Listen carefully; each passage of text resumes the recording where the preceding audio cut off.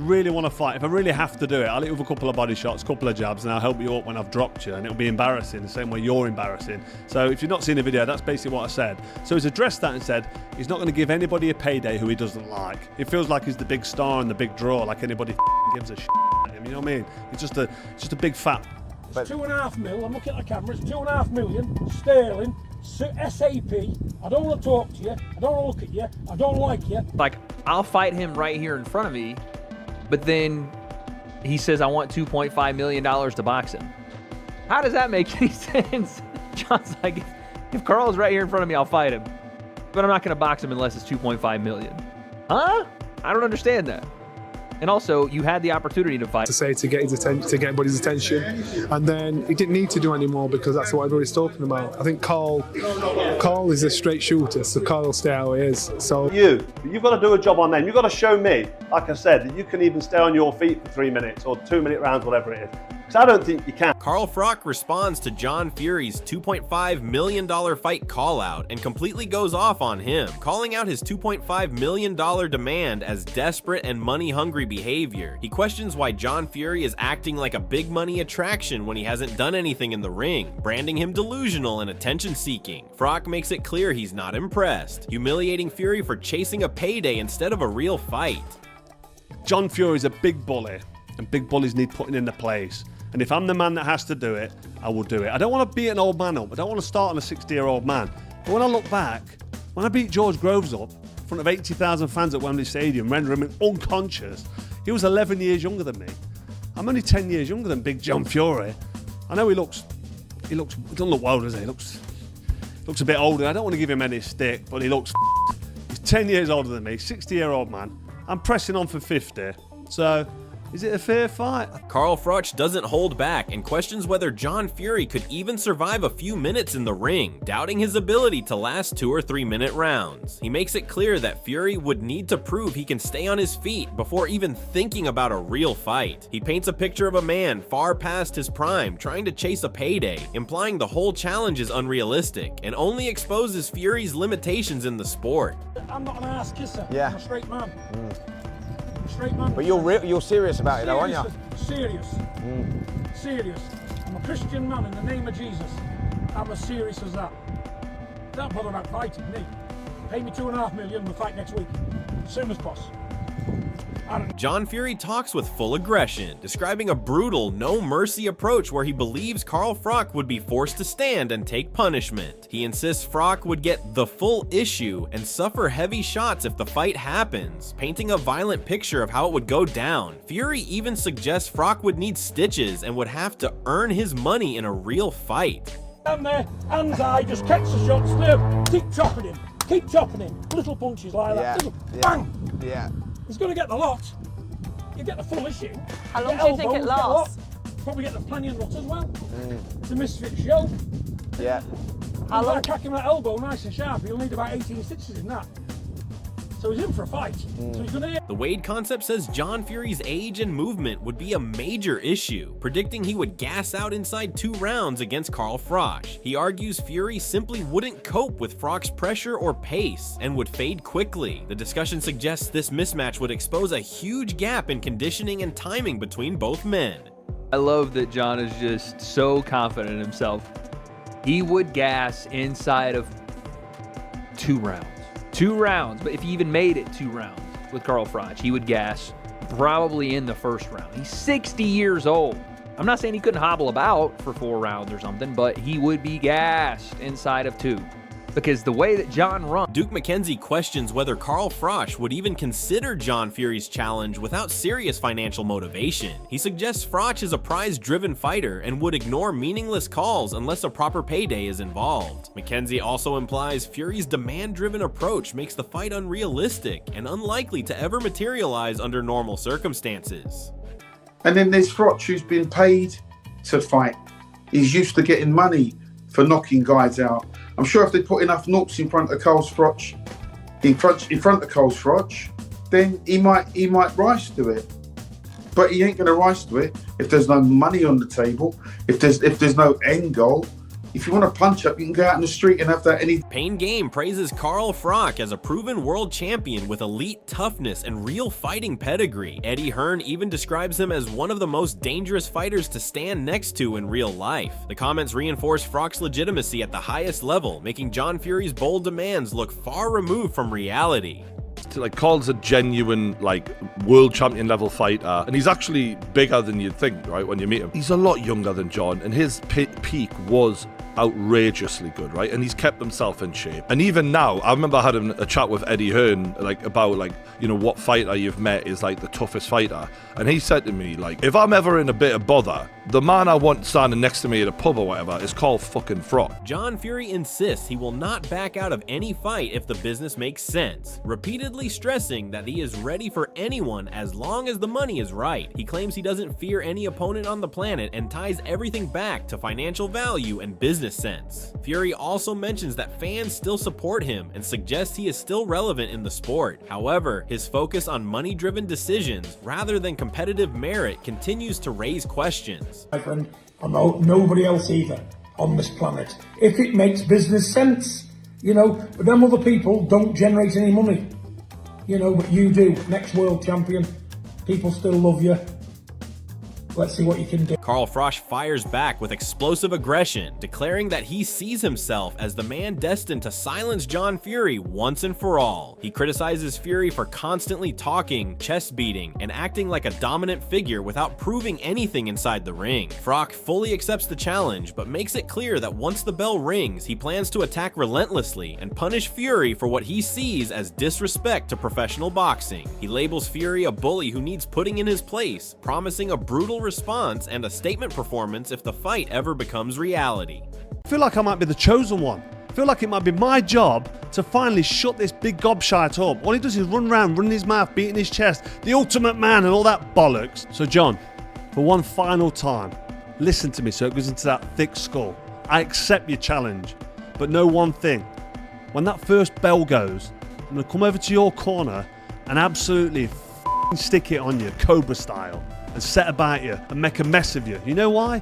Because you're a bully and you need putting in your place. You're a bully and you're making a mockery of this. Frank Warren discusses Tyson Fury's potential return and suggests timing is crucial, warning that delays could affect his performance levels. He believes it would be better for Fury to return sooner rather than later, before ring rust becomes an issue. Warren also touches on John Fury's mindset, saying training and preparation seem to be the key factors affecting his emotions and reactions. Overall, his comments shift focus away from the Froch rivalry and back to career decisions, but they still underline the ongoing pressure surrounding the Fury family in boxing discussions. You know, I'm sure Tyson prefer that not to be said, and you know, I'm a big believer. You know, you keep your, you know, you haven't got to tell the world what you got to say to your family, yourself, and Carl Froch dismisses the entire situation as an embarrassment, strongly criticizing John Fury and labeling him a bully who seeks attention rather than real competition. He insists Fury is avoiding meaningful action while creating noise for publicity. Froch then shifts focus to Tyson Fury, acknowledging his return to boxing and describing him as relaxed, in shape, and still capable after retirement. However, the main tension remains between Froch and John Fury, with Froch clearly framing himself as the serious fighter ready to expose what he sees as empty talk. All he's doing is attention seeking, and he's getting more attention now, but yeah, him anyway. Tyson Fury, Makvedov. Good little fight. Tyson's nice and relaxed. He's coming back. Again, after retiring, he's back out of retirement. We kind of knew it was going to happen. He seems in a good place. He seems quite happy. He's not out of shape. He's in his usual shape, which isn't great shape in terms of physicalities to look at. He's not good on the optics, but you know he's in shape because he's not 28 stone. He's Joe Egan directly targets John Fury, questioning why he avoids settling disputes inside the boxing ring instead of through verbal exchanges. He insists he has no fear of facing Fury, whether in a barn or a professional ring, claiming confidence that he would walk out victorious. Egan pushes the idea that honor and accountability matter in combat sports, arguing that strength without honesty means nothing. He also reacts strongly to being labeled a fake or fraud, turning that criticism back on Fury and suggesting that Fury is the one avoiding real confrontation despite his tough public image. Because he called me a fake and a fraud, fake hard man.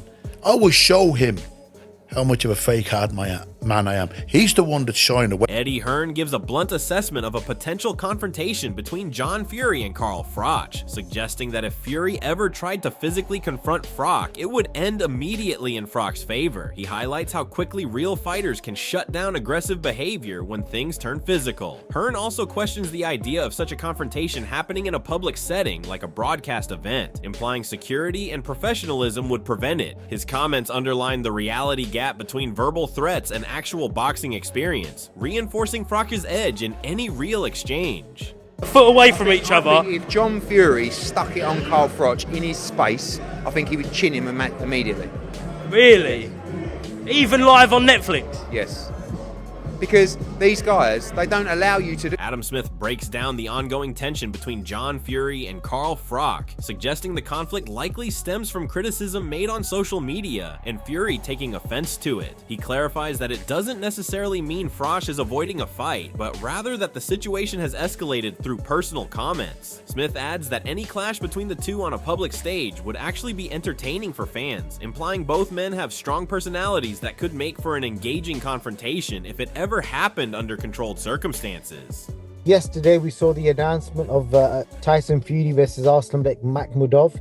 The big talking point from the press conference was the similarity in size.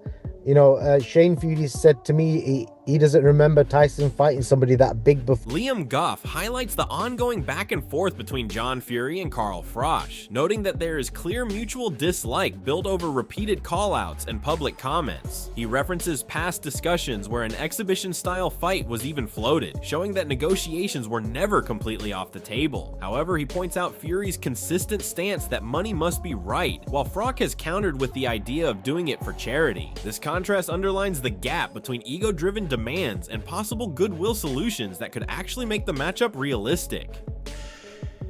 John Fury was doing that and goading Carl Froch, and I know John Fury doesn't like Carl Froch. Carl Froch mentions him, although I haven't really watched much of Carl Froch's videos lately. But Carl Froch, I know, has mentioned John Fury in the past. He's had a go with John Fury. They actually talked about having an actual, was it an exhibition or a boxing type match? And John Fury, the any man, anytime, was saying words to the effect of, "Oh, I'll fight you, Carl Froch, but the money has to be right." And Carl Froch basically said, "All right, well, if we arrange..." Johnny Nelson gives a blunt take on the heated situation between Carl Froch and John Fury, suggesting Froch would be extremely dangerous if the fight ever happens. He implies that Froch could rip the life out of John Fury due to his experience and sharp boxing ability. However, Nelson also credits Fury for creating buzz and entertainment, saying he successfully got people talking and added excitement to the sport. His comments balance both danger and drama, highlighting how Fury's outspoken nature keeps boxing conversations alive even when the matchup itself feels one-sided. Carl Froch. Share Froch on fighting because I'm quite sure Carl's going to rip the life out of John after today. I think John did a job. John did a job and got the excitement going, got people talking. That's exactly what he did.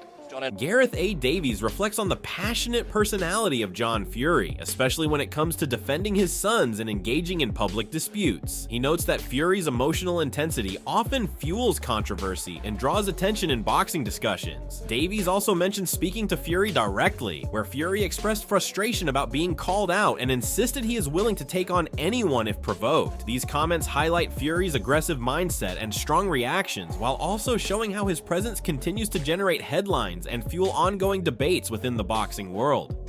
What John does, he's very, very, very passionate around his sons when they're fighting, and it gets something out of him. I spoke to him literally face to face, and I said, well, what is upset? He said, I don't want people calling me out because I'll take any man on. Yeah. You know the comments. Yeah. My guy came from the... Spencer Oliver weighs up a hypothetical clash between John Fury and Carl Froch, calling it a difficult fight to predict but slightly leaning towards Froch due to his Cobra style and sharp boxing instincts. He points out Froch is still in good shape at 48 and carries real danger in a fight scenario. However, he also acknowledges Fury's bold personality and willingness to confront anyone, even referencing how tensions have escalated beyond just Froch to figures like Lennox Lewis. Oliver highlights how Fury's confrontational approach creates chaos and discussion, but Froch's technical ability and experience in elite competition could ultimately make the difference if it ever came down to an actual fight.